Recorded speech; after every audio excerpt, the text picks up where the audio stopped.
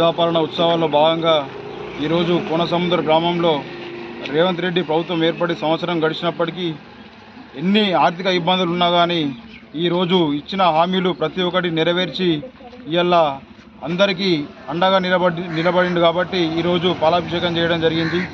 ఎందుకంటే ఇంత ఆర్థిక ఇబ్బందుల మధ్యన కూడా మహిళలకు ఆర్టీసీ బస్సు ప్రయాణమే కానీ, గృహజ్యోతి పథకమే కానీ, కరెంటు విషయమే కానీ, 2 లక్షల లోపు రుణాలు కానీ, ప్రతి ఒక్కటి బోనస్ కానీ ప్రతి ఒక్కటి ఇచ్చిన మాట తప్పకుండా ఇవాళ నెరవేర్చిన ఘనత కాంగ్రెస్ పార్టీకి, రేవంత్ రెడ్డి ప్రభుత్వానికి దక్కుతుందని చెప్పేసి నేను తెలియజేస్తున్నాను.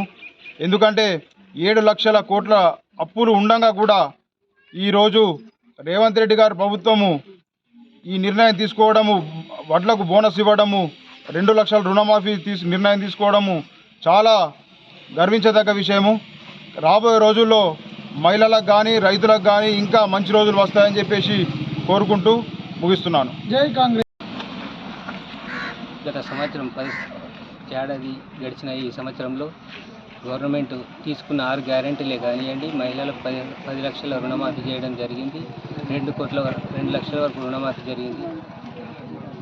అలాగే మహిళలకు ఉచిత బస్ ప్రయాణం కానీ, 10 లక్షల రుణమాఫీ